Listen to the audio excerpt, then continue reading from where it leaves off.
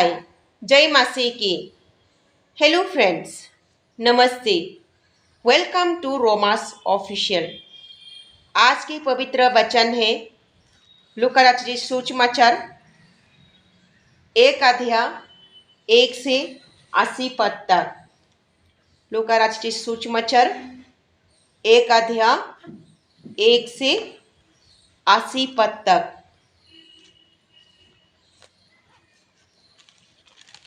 परिचय। बहुतों ने उस बातों को जो हमारे बीच में बीती है इतिहास लिखने में हाथ लगाए है, जो कि उन्होंने जो पहले ही से इन बातों के देखने वाले और वचन के सेवक थे, हम तक पहुंचाया। इसीलिए है श्रीमान थियोफिलियोस, मुझे भी यह उचित मालूम हुआ कि उन सब बातों का संपूर्ण हाल आरंभ से ठीक ठीक जांच करके उन्हें तेरे लिए क्रमानुसार लिखूं, ताकि तू यह जान ले कि ये बातें जिनकी तूने शिक्षा पाई है कैसे अटल है। यूहन्ना के जन्म का घोषणा। यूहन्ना के जन्म किस तरीके से घोषणा हुआ था, इसके बारे में भी हम पवित्र वचन में जानकारी लेते हैं। यहूदिया के राजा हेरोद के समय अबिय्याह के दल में जकरिया का नाम एक राजक था और उनकी पत्नी हारून के वंश की थी, जिनका नाम इलिसाबा था। वे दोनों परमेश्वर के सामने धार्मिक थे और प्रभु की सारी आज्ञाओं और विधियों पर निर्देश चलाने वाले थे। उनकी कोई भी संतान न थी, क्योंकि इलिसाबा बांझ थी और वे दोनों बूढ़े थे। जब वो अपने दल की पारी पर परमेश्वर के सामने आयोज का नाम करना था, तो यह राजक के रीति और अनुसार उनके नाम पर चिट्ठी निकली कि प्रभु के मंदिर में जाकर धूप जलाओ। धूप जलाने के समय लोगों की सारे मंडली बाहर प्रार्थना कर रही थी। उस समय प्रभु की एक स्वर्गीय दूत की वेदी को दिखाई और खड़ा हुआ उसको दिखाई दिया। जकरिया देखकर घबरा और उस पर बड़ा भय छा गया, परंतु स्वर्गदूत ने उससे कहा, हे जकरिया, भयभीत न हो, क्योंकि तेरे प्रार्थना सुन ली गई है और तेरी पत्नी इलिसाबा से तेरे लिए एक पुत्र उत्पन्न होगा और तू उनका नाम यूहन्ना रखना। तुझे आनंद और हर्ष होगा और बहुत लोग उनके जन्म के कारण आनंदित होंगे, क्योंकि यो प्रभु के सामने महान होगा और द्राक्षरस और मदिरा भी न पिएगा और अपनी माता के गर्भ ही से पवित्र आत्मा से परिपूर्ण हो जाएगा।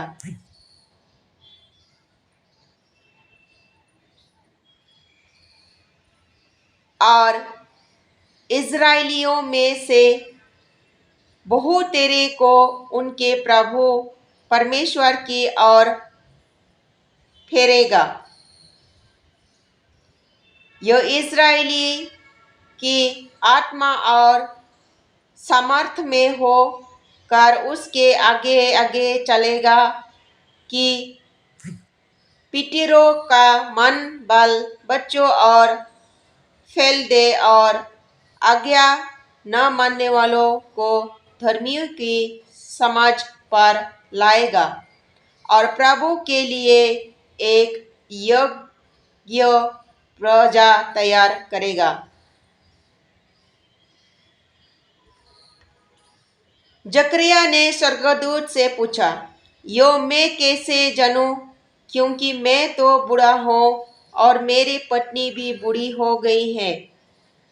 स्वर्गदूत ने उसको उत्तर दिया, मैं जिब्राइल हूँ जो परमेश्वर के सामने खड़ा रहता हूँ और मैं तुझ से बातें करने और तुझ यह सुसमाचार देने को भेजा गया है।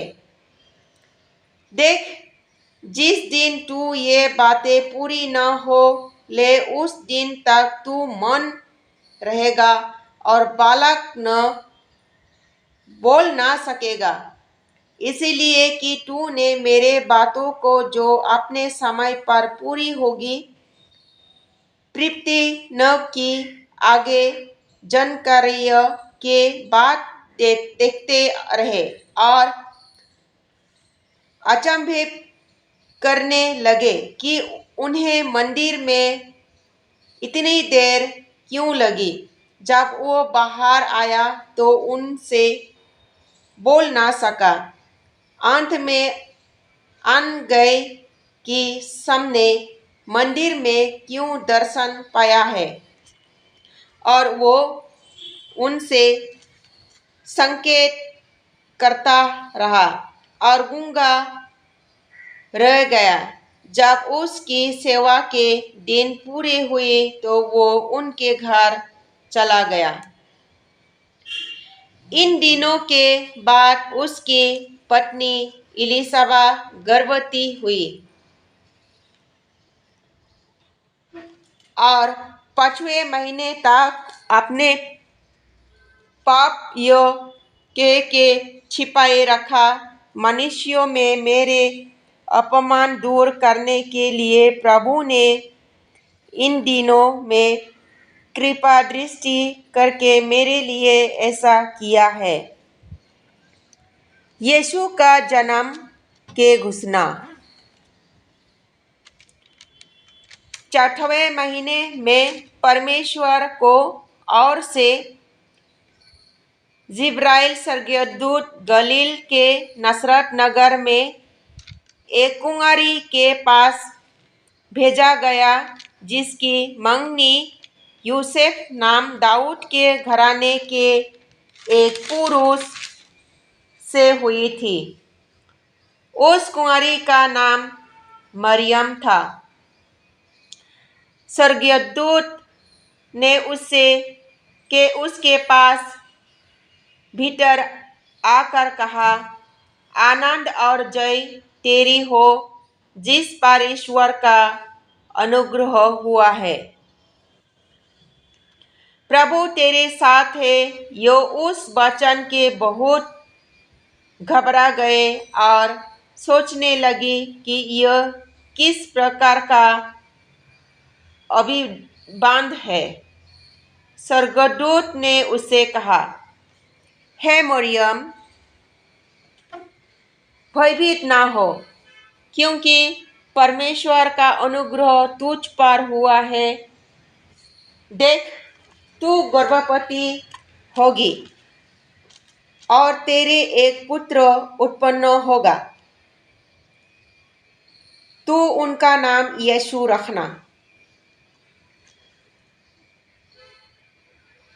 वो महान होगा और परम धन का पुत्र कहलाएगा और प्रभु परमेश्वर उनके पिता दाऊद का सिंहासन उनको देगा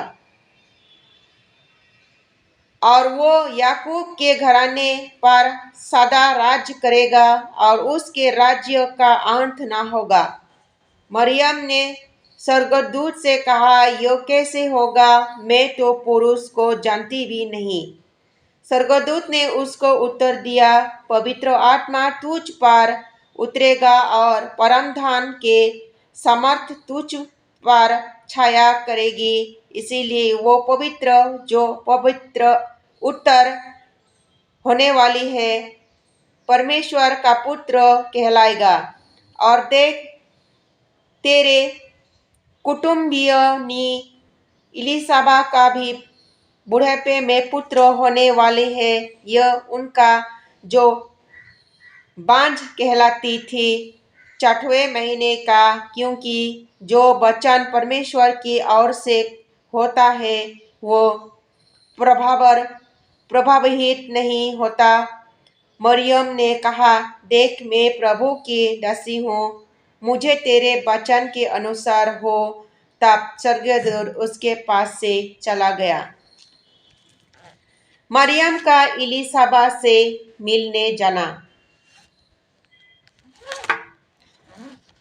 उन दिनों में मरियम उठकर शीघ्र ही पहाड़ी देश में यहूदा के एक नगर को गई और जकरिया के घर में जाकर इलिसाबा को नमस्ते किया।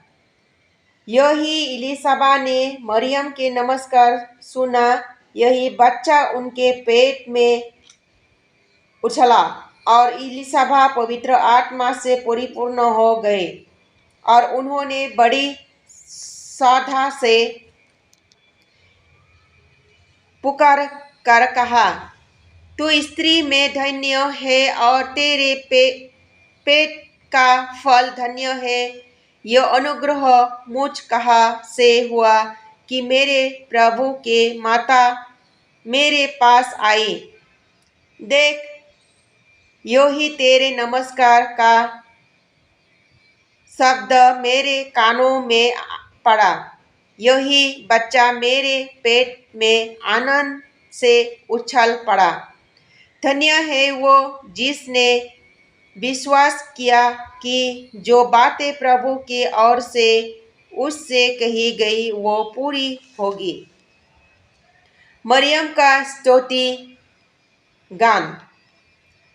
तब मरियम ने कहा, मेरे प्राण प्रभु की बड़ाई करता है और मेरी आत्मा मेरे उद्धार करने वाले परमेश्वर से आनंदित है, क्योंकि उसने अपने दासी को दीनता पर दृष्टि की है। इसीलिए देखो, आपसे सब युग के लोग मुझे धन्य करेंगे, क्योंकि उस शक्तिमान ने मेरे लिए बड़े बड़े काम किए हैं। उसका नाम पवित्र है और उसको दया उन पर जो उससे डरते हैं पीढ़ी से पीढ़ी तक बनी रहती है। उनके अपना भुजबल दिखाए और जो अपने आप को बड़ी समझते थे उन्हें तितर बितर किया। उसने बलवानों को उनके सिंहासनों से गिरा दिया और दीनों को ऊंचा दिया। उसने भूखों को अच्छा वस्तुओं से तृप्त किया और धनवान को छूछे हाथ निकाल दिया। उसने अपने सेवक इस्राएल और संभाल लिया कि आपने उस दिया की स्मरण करे जो अब्राहम और उनकी वंश पर सदा रहेगी, जैसा उसने हमारे बाप दादाओं से कहा था। मरियम लगभग 3 महीने उसके साथ रहकर अपने घर लौट गए। यूहन्ना बपतिस्मा देने वाले का जन्म।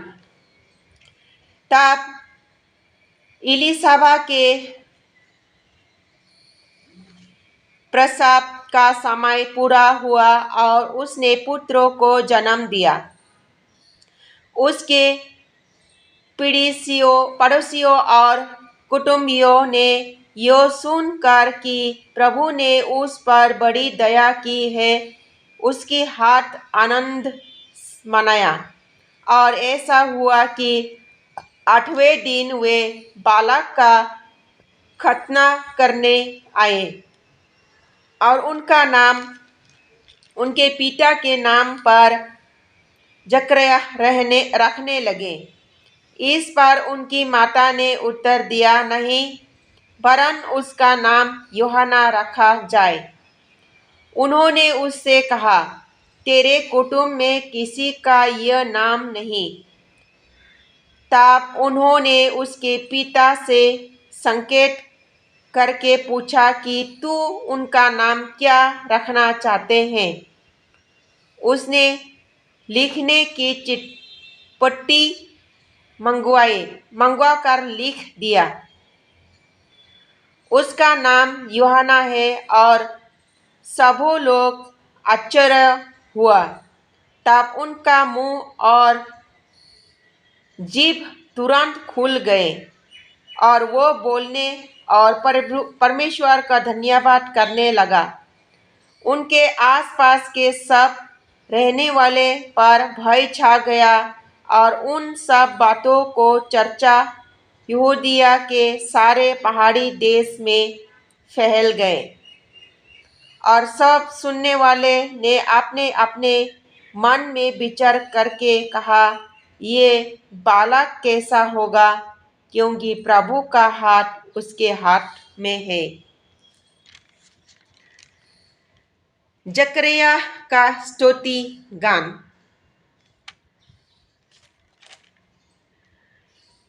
उसका पिता जकरयाह पवित्र आत्मा से परिपूर्ण हो गया और भविष्यवाणी करने लगा। प्रभु इस्राएल का परमेश्वर धन्य है, क्योंकि उनसे अपने लोगों पर दृष्टि की और उनका छुटकारा किया है और अपने सेवक दाऊद के घराने में हमारे लिए एक दाऊद का सिंहासन निकाला, जैसा उसने अपने पवित्र भविष्यद्वक्ताओं के द्वारा जो जगत के आदि से होती आई है कहा था, अर्थात हमारे सुपुत्रों से और हमारे सब बेड़ियों के हाथों से हमारा उद्धार किया है, कि हमारे बाप दादाओं पर दया करके अपने पवित्र बच्चा का प्रणाम करे। और वो शर्त जो आपने हमारे पिता अब्राहम से रखे थे, कि वो हमें यह देगा कि हम अपने शत्रुओं के साथ से छुटकारा उनके सामने पवित्र और धार्मिकता से जीवित भर निर्धार रखकर उनकी सेवा करते हैं। और तू है बलवान परमधन का भविष्यद्वक्ता कहलाएगा, क्योंकि तू प्रभु का मार्ग तैयार करने के लिए उनके आगे आगे चलेगा, कि उनके लोगों का उद्धार का ज्ञान दे, जो उनके पापों की क्षमा से प्रीत होता है। ये हमारे परमेश्वर की उसी बड़ी करुणा से होगा, जिसके कारण ऊपर से हम पर भोर का प्रकाश उदय होगा, कि अंधेरा और मृत्यु का छाया है। बेतलहम बैठने वालों को ज्योति दे और हमारे पाँवों को कुशल के मार्ग दे सीधे चलाए। और वो बालक